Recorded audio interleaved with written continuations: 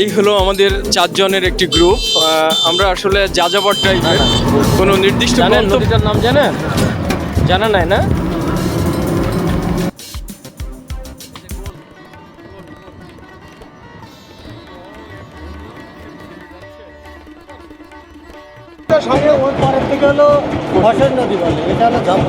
ওই পারে পশুর, এই পারে হ্যাঁ, রাইট রাইট। আচ্ছা, এই পারে বন্ধুরা, আজকের পর্ব চালনা পোর্ট, যেটি একসময় খুব নামকরা পোর্ট হিসেবে স্বীকৃত ছিল বাংলাদেশে। আচ্ছা, এখান থেকে ফেরি ছেড়ে যায় না? সীমার মাঝে অসীম তুমি বাজাও আপন সুর। মাঝে মাঝে জীবনের ব্যস্ততা ছেড়ে এমনি করেই ঘর থেকে বেরিয়ে চলে যাওয়া যায় কোনো অজানা গ্রাম অথবা মাঠের উদ্দেশ্যে, যেখানে ছোঁয়া পাওয়া যায় অকৃত্রিম প্রকৃতির।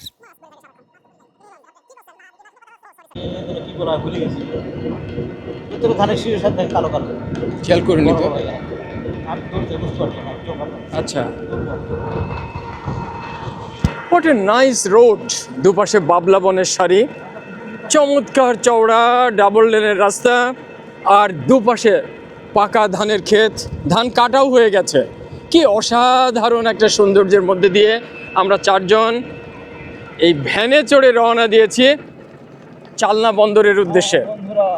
মানুষ সবাই মোংলা পোর্টে যায় মোংলা বন্দর দেখতে, কিন্তু আমরা যাচ্ছি প্রাচীন ঐতিহ্যের সাক্ষী মোংলা পোর্টের আগে প্রতিষ্ঠিত হয়েছিল যে বন্দরটি, সেই চালনা বন্দর দেখতে এই সুন্দর রাস্তা ধরে। চলতে চলতে আমরা এমন একটি জনপদে চলে আসলাম যেখানে সুন্দর রাস্তা, বাম দিকে একটি লম্বা লেকের মতো, এবং লেকের ওপারে আরেকটি চমৎকার জনপদ, গাছপালা, কেমন যেন একটি সুন্দর, আমার কাছে মনে হয় উন্নত দেশের কোনো একটি শহরের মতো। কিন্তু আমাদের দেশের পরিষ্কার পরিচ্ছন্নতা এবং অন্যান্য অবকাঠামোগুলো ঠিক না থাকায় এটি হয়ে ওঠেনি ওই রকম, কিন্তু উন্নত দেশে এই রকম অসংখ্য দৃশ্য দেখা যায়। চলতে চলতে আমাদের চোখে পড়ল সামনে একটি চমৎকার মন্দিরের চূড়া, অফ হোয়াইট কালারের একটি বেশ উঁচু চূড়া। আমরা সামনের দিকে এগোচ্ছি এবং শুনলাম আমরা চালনা বন্দরের একদম কাছাকাছি চলে এসেছি, অর্থাৎ যে চালনা বন্দর লক্ষ্য করে আমাদের এই গন্তব্য বা এই যাত্রা, সেটার একদম সন্নিকটে আমরা পৌঁছে গেছি। আচ্ছা, আমাদেরকে কোন পর্যন্ত নিয়ে যাবা? ভিতর দিয়ে।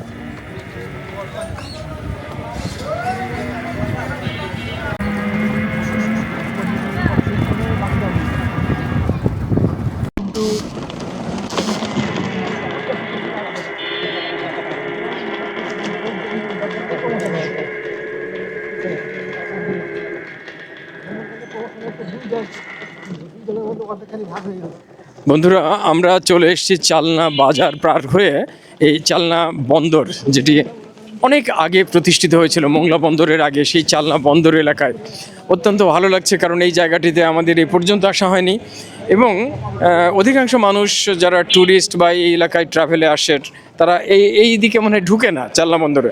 তো সেক্ষেত্রে আমরা এই বন্দর দেখার জন্য এই পুরনো রাস্তা ধরে, দেখুন কি সরু গলি সামনে আমাদের, এই সরু গলি ধরে আমরা এই যে ভ্যানে চড়ে যাচ্ছি চালনা বন্দর, পুরনো চালনা বন্দর, যেটি খুলনার একসময় বাংলাদেশের নামকরা প্রথম বন্দর চট্টগ্রাম এবং দ্বিতীয় বন্দর ছিল এই চালনা বন্দর। সেই চালনা বন্দর এখন আর চলে না, এটি এখন বাতিল হয়ে গেছে, কিন্তু তার পরিবর্তে হয়েছে মোংলা বন্দর আরও ভাটিতে। আমরা সেই চালনা বন্দর এবং চালনা বাজারের মধ্যে এই যে ভ্যানে চড়ে ঘুরে বেড়াচ্ছি। কেমন লাগছে জহির ভাই? খুবই চমৎকার চমৎকার, এক্সাইটিং। এত সুন্দর দৃশ্য, এত পুরাতন একটি বাজার, এভাবে আমরা ঘোরাফেরা করছি, দেখতে খুবই ভালো লাগছে, খুবই সুন্দর লাগছে। ধন্যবাদ আপনাকে। আমরা দেখতে থাকি, সামনে হয়তো নদীর পাড়ে গেলে আরও একটু ভালো লাগবে, আমরা তখন আরও সুন্দর করে দেখতে পারবো।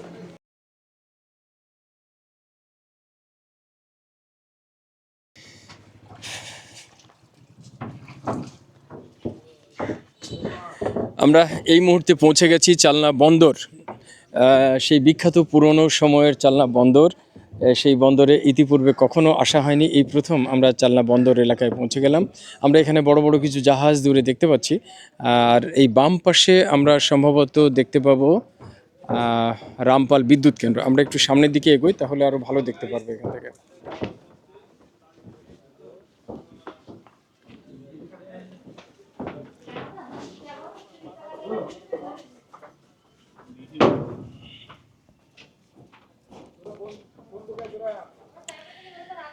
অপূর্ব সুন্দর একটি জায়গায় আমরা চলে এসেছি।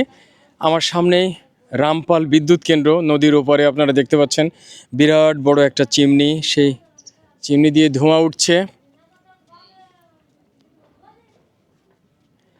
আর ঠিক ডান পাশেই সম্ভবত তরলীকরণ গ্যাসের একটি ইউনিট অথবা ইন্ডাস্ট্রি দেখা যাচ্ছে এই পাশটায়। নদীর এই পাশটায় অনেক জাহাজ, ছোটোখাটো জাহাজ দূরে দেখা যাচ্ছে। আমার বন্ধুরা এই যে রফিক, জহির ভাই এবং আলাউদ্দিন সামনে আছে, আর আমি এইখান থেকে একটু শ্যুট করার চেষ্টা চালাচ্ছি। এই যে সুন্দর এই জায়গাগুলো বন্ধুরা, নদী, আমরা পশুর নদীর তীরে এখন দাঁড়িয়ে আছি। খুলনা থেকে চলে আসা যে রূপসা নদী, সেটি এখানে এসে পশুর নদীর নামকরণ হয়েছে, এবং একটু পরেই সুন্দরবনের মূল জায়গাটি অর্থাৎ মোংলা পোর্ট পয়েন্টটি আমরা পেয়ে যাব। আর মোংলা পোর্টের এই পাশটায় যে চালনা বন্দর, সেখানেও অনেক অনেক জাহাজ, আমরা ছোটোখাটো জাহাজগুলো এই যে সামনেই রাখা আছে, আপনারা দেখুন। এখানে তো ছোটোখাটো নৌকা আছে বিভিন্ন জায়গায় ভ্রমণ করার জন্য। আর ওই যে দূরে আমরা দেখতে পাচ্ছি কিছু জাহাজ, দেখুন এই যে জাহাজ আছে যেগুলা মালপত্র পরিবহন করে খুব সম্ভবত। আমরা দাঁড়িয়ে আছি চালনা লঞ্চ ঘাটে। এই যে লঞ্চ ঘাটের আমরা ইয়েটা দেখতে পাচ্ছি, সাইনবোর্ড বলিয়া যাই হোক, বাংলাদেশ অভ্যন্তরীণ নৌ পরিবহন কর্তৃপক্ষের। এখান থেকে, আচ্ছা এখান থেকে ফেরি ছেড়ে যায় না তো? এইটা কিসের জন্য? BIW launch. এখান থেকে লঞ্চ কোথায় যায়? সব জায়গায় যায়, তাই না? আর এখানে যে ফেরিঘাটটা আছে ওপারে যাওয়ার, সেটা আরও সামনে। বন্ধুরা, চালনা বন্দর একসময় বাংলাদেশের দ্বিতীয় বৃহত্তম সমুদ্র বন্দর ছিল। সেটি কালক্রমে নাব্যতা কমে যাওয়ায় আরও ভাটিতে নিয়ে মোংলা বন্দরে স্থাপন করা হয়েছে। তাই চালনা বন্দর এখন আগের সেই বন্দরের আর মর্যাদা পাচ্ছে না। এখন এটি লঞ্চঘাট বা ফেরিঘাট ইত্যাদি হিসাবেই পরিচিত। তবে এই যে জনপদ, যা অনেক প্রাচীন, তা আমরা দেখলাম, বাজারটা ঘুরলাম, এখানকার বিভিন্ন ছোটোখাটো খাবার স্বাদ নিলাম। আর এই জায়গাটিতে দাঁড়িয়ে সেই সময়ের স্মৃতিচারণ করে স্মরণ করার চেষ্টা করলাম যে একসময় এখানে কি ব্যস্ততা ছিল, এবং এখানে চালনা বন্দরের কত মালপত্র ওঠানামা করতো, জাহাজ থেকে খালাস হতো, কত ব্যস্ততা, কত মানুষের রুজি রোজগারের জায়গা ছিল। ভালো থাকবেন। পরের পর্বে থাকছে দাকপের অজানা গন্তব্যের উদ্দেশ্যে। এই হলো আমাদের 4 জনের